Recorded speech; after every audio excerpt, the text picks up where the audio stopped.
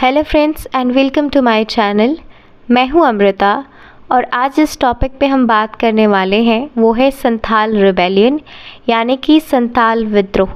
और हमेशा की तरह हम इस वीडियो में इस विद्रोह से जुड़ी हुई जितनी भी इम्पॉर्टेंट बातें हैं उसको डिस्कस करेंगे। जैसे ये रिबेलियन, ये विद्रोह कब शुरू हुआ, किसने इसको शुरू किया और इसके पीछे का कारण क्या था, क्यों इसे शुरू किया गया, और in the last we will see कि आखिर ये आंदोलन सक्सेसफुल रहा या नहीं, यानी कि इस विद्रोह का क्या रिज़ल्ट निकल के आया सामने।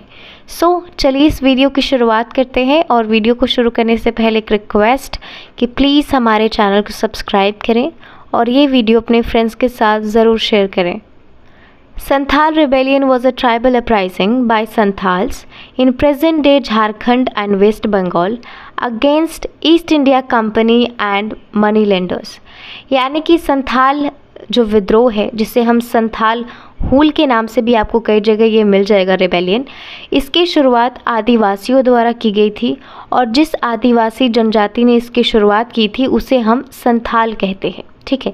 और इस विद्रोह की शुरुआत ईस्ट इंडिया कंपनी और जो साहूकार थे उस वक्त उनके खिलाफ की गई थी और इसकी शुरुआत झारखंड और पश्चिम बंगाल के कुछ हिस्सों में हुई थी।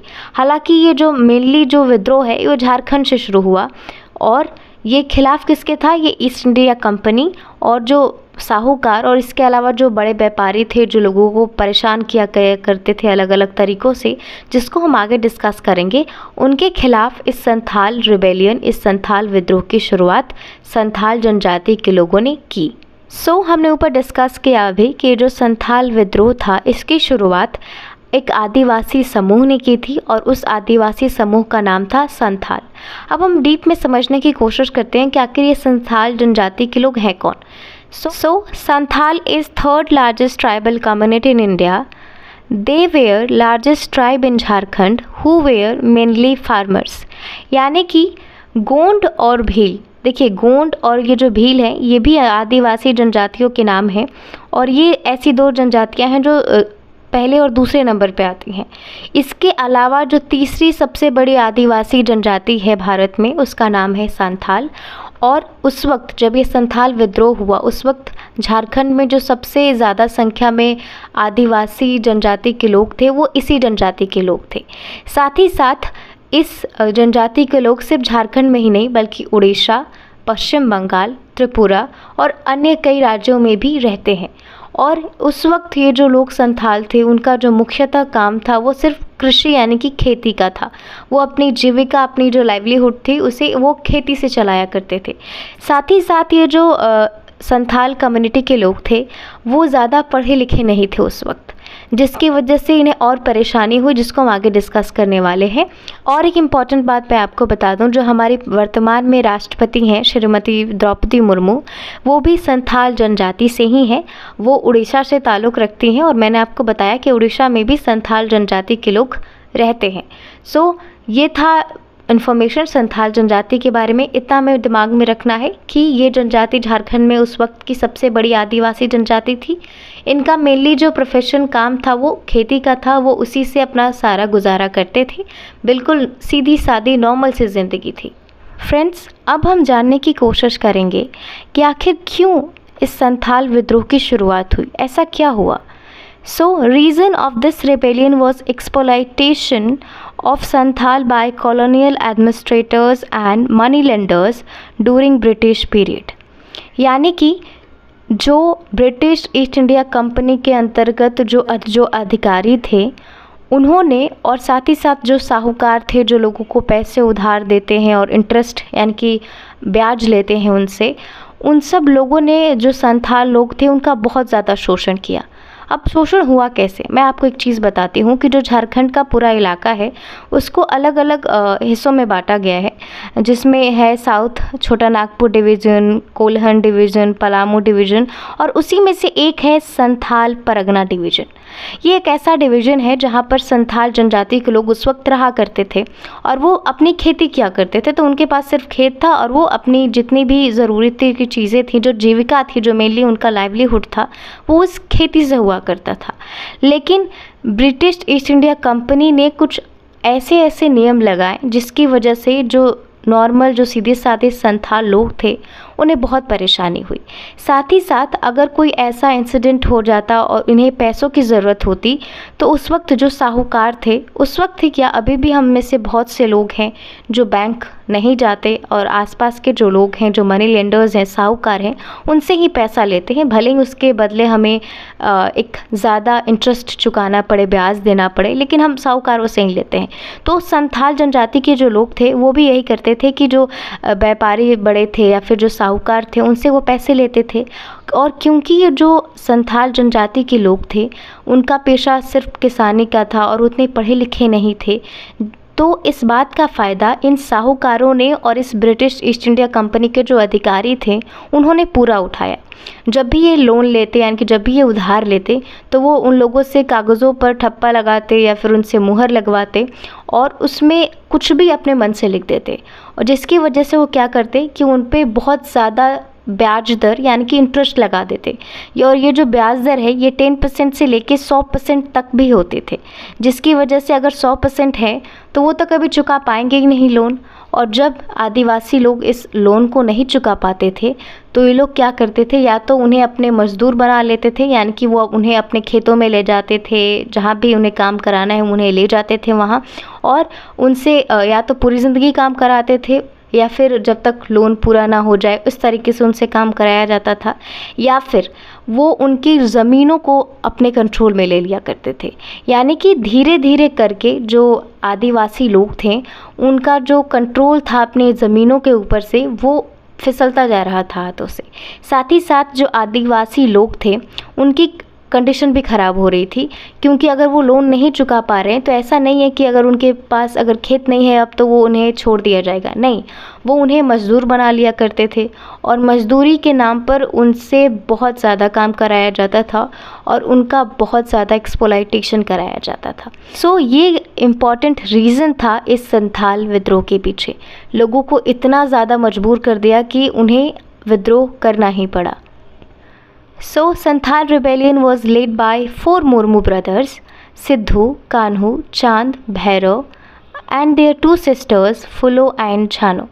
यानी कि संथाल विद्रोह का नेतृत्व सिद्धू, कान्हू, चांद, भैरव नामक 4 भाइयों ने की थी, और इनके अलावा इनकी 2 बहनें भी इस विद्रोह में उनके साथ शामिल थीं, जिनका नाम था फूलो और छानो।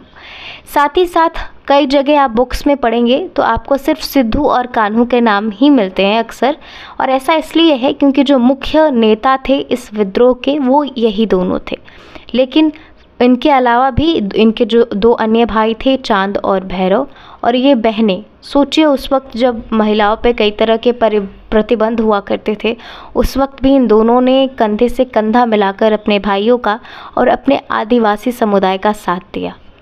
Murmu brothers led 60,000 Santhals in guerrilla warfare against East India Company.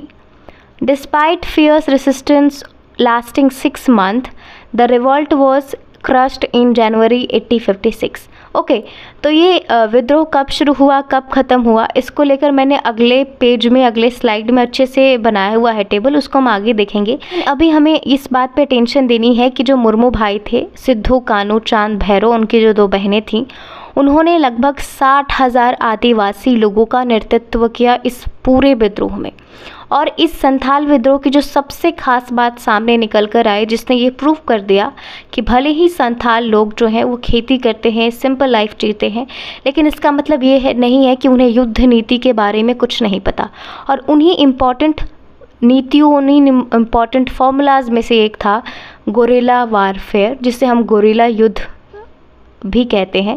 इसमें बेसिकली क्या होता है कि लोग छोटी छोटी टुकड़ियों में बंटकर अपने दुश्मनों पे अटैक करते हैं, ठीक है। और इस जो गोरिल्ला वारफेयर है, इस पूरे संथाल विद्रोह का एकदम इम्पॉर्टेंट टॉपिक था, और कई बार एग्ज़ाम्स में पूछा भी जा चुका है ये कि जो ये गोरिल्ला वारफेयर है इसका संबंध किस विद्रोह से है, तो वो उसका आंसर संथाल विद्रोह होगा।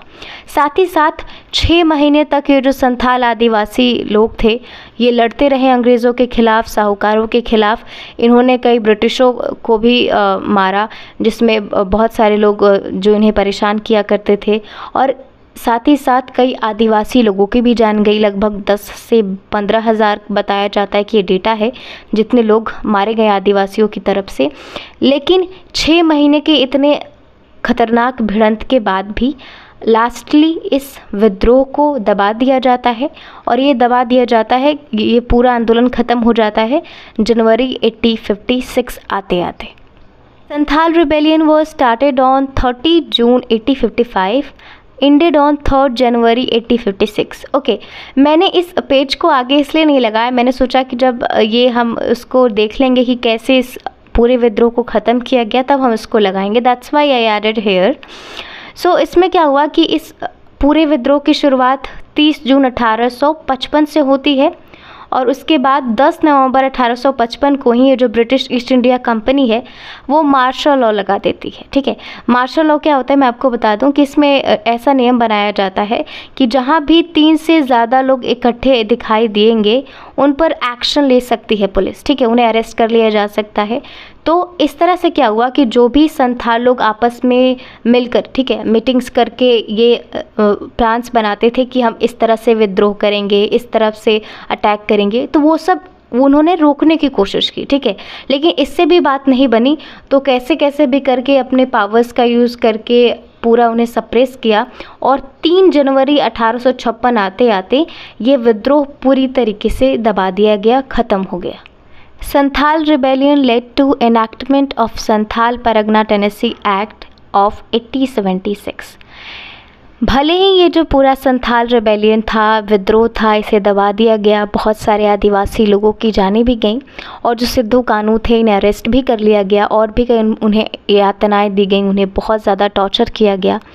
लेकिन ये जो संथाल विद्रोह था ये फेलियर साबित नहीं हुआ, क्योंकि कहीं ना कहीं इसी की वजह से बाद में जो सरकार है उसने संथाल परगना टेनेसी एक्ट लाई, जिसको हिंदी में हम संथाल परगना काश्तकारी अधिनियम कहते हैं, इसको पारित किया गया। ठीक है, और ये अधिनियम बेसिकली जो आदिवासी जो लोग हैं संथाल जनजाति के, उनकी ज़मीनों को सुरक्षा प्रदान करने के इरादे से लाया गया। ठीक है, क्योंकि मैंने ऊपर आपको बताया कि जब भी संथाल जनजाति के लोग अपने लोन को, अपने उधारों को नहीं चुका पाते थे, तो या तो वो मज़दूर बन जाते थे दूसरे को खेतों में जिनके पास कोई ज़मीनें नहीं बची, या वो लोग जिनके पास ज़मीनें हैं वो जो वहाँ पर खेती करते हैं, तो साहूकार या बड़े बड़े जो बिजनेसमैन हुआ करते थे, व्यापारी थे उस वक्त, वो उनकी ज़मीनों को छीन लिया करते थे, और जिसकी वजह से बेचारे बेघर हो जाते थे, ना कुछ खाने को है, पूरी सिचुएशन ख़राब हो जाती थी, जिसके बाद ये पूरा विद्रोह हुआ। तो इस अधिनियम में, इस पूरे एक्ट में ये कहा गया कि जो उनकी ज़मीनें हैं जहाँ पर वो खेती करते हैं, ऐसा नियम बनाया जाए कि जो संथाल जनजाति के लोग हैं उनकी ज़मीनों को इनकी जनजाति के बाहर किसी भी अन्य लोगों को नहीं दी जाएगी। ठीक है, यानी कि अगर मैं संथाल जनजाति की नहीं हूँ और मैंने इन्हें लोन दिया है, तो मैं इस चीज़ के नाम पर मैं उनकी ज़मीनें नहीं हथिया सकती। ठीक है, तो ये एक तरीका था जिसके ज़रिए जो संथाल जनजाति के लोग हैं उनकी ज़मीनों को सुरक्षा दी जाए। ठीक है, सो ये थी पूरी स्टोरी संथाल विद्रोह की। आई होप आपको संथाल रिबेलियन की हर एक चीज़, हर एक पहलू समझ आई होगी। वीडियो को पूरा देखने के लिए बहुत बहुत धन्यवाद, और चैनल को सब्सक्राइब ज़रूर करें।